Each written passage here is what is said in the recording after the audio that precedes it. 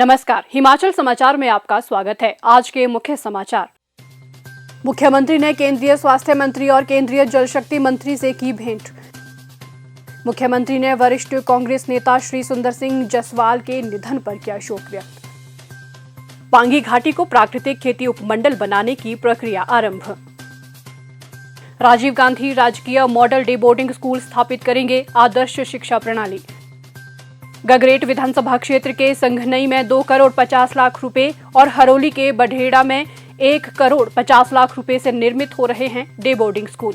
और अब समाचार विस्तार से। मुख्यमंत्री ठाकुर सुखविंदर सिंह सुक्खू ने आज नई दिल्ली में केंद्रीय स्वास्थ्य एवं परिवार कल्याण मंत्री श्री जगत प्रकाश नड्डा से भेंट की। उन्होंने हिमाचल प्रदेश में स्वास्थ्य क्षेत्र को सुदृढ़ बनाने के लिए आवश्यक सहायता के बारे में अवगत करवाया। बैठक के दौरान आयुष्मान भारत राष्ट्रीय स्वास्थ्य मिशन के क्रियान्वयन और प्रगति व स्वास्थ्य अधोसंरचना के निर्माण पर विस्तृत चर्चा की गई। मुख्यमंत्री ने कैंसर केयर सेंटर के लिए केंद्र से सहयोग और राज्य में मरीजों को बेहतर उपचार उपलब्ध करवाने के लिए अस्पतालों में नवीनतम चिकित्सा तकनीक और आधुनिक उपकरणों के लिए आग्रह किया।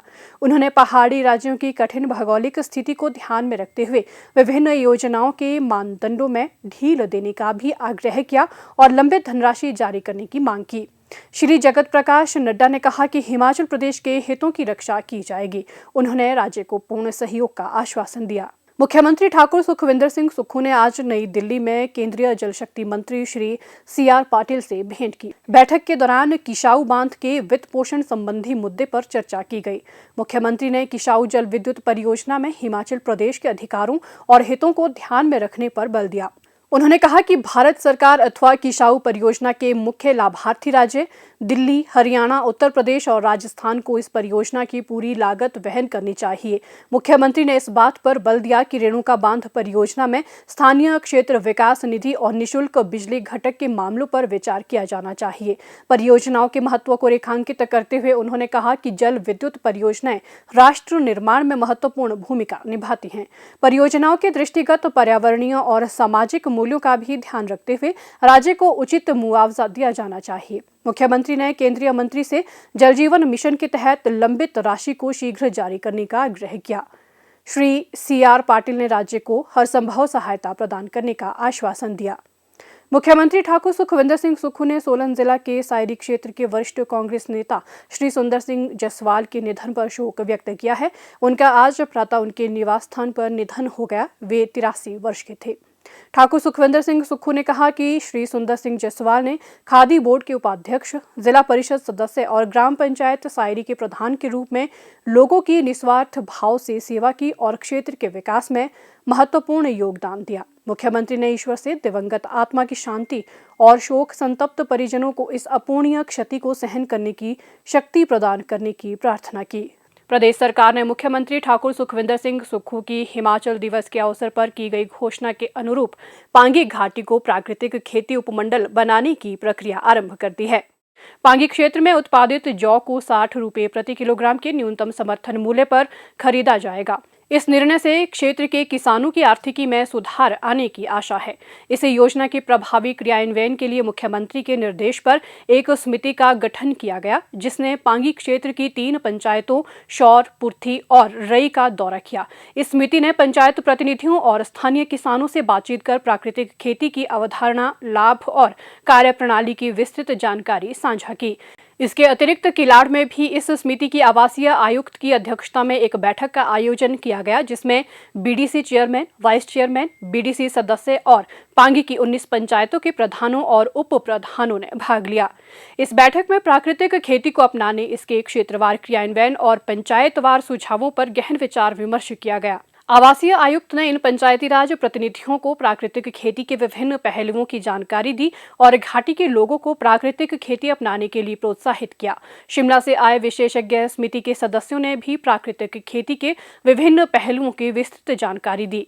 सरकार की ये पहल न केवल पांगी की कृषि व्यवस्था को सशक्त बनाएगी, बल्कि इसे एक मॉडल प्राकृतिक खेती के रूप में स्थापित करने की दिशा में भी एक महत्वपूर्ण कदम है। इससे क्षेत्र के लोगों की आर्थिकी में भी आशातीत बदलाव आएगा।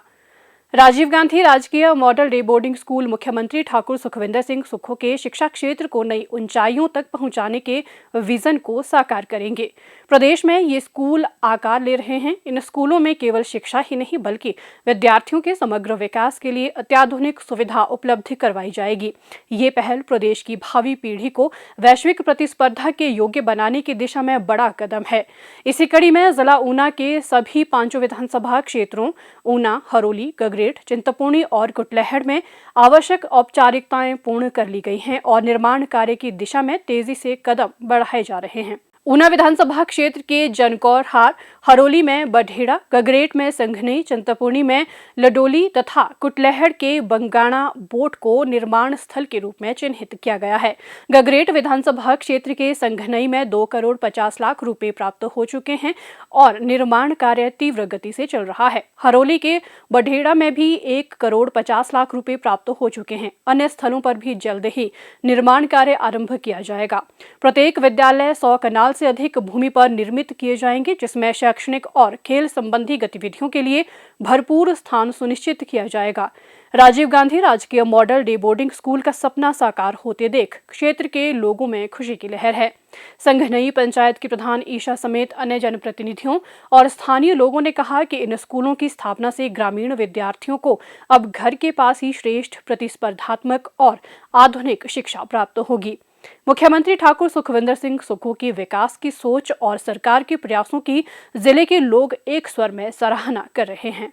मैं प्रदेश सरकार का धन्यवाद करना चाहती हूं, जिन्होंने Rajiv Gandhi day boarding school के लिए संघनई गांव को चुना गया है, जहां पर स्कूल का कार्य प्रगति पर है। हिमाचल प्रदेश के तमाम विधानसभा क्षेत्रों में जो Rajiv Gandhi day boarding school खोलने का निर्णय लिया है, यह अति सराहनीय है। सरकारी स्कूलों के बच्चे वैसे भी बहुत अच्छा प्रदर्शन कर रहे हैं।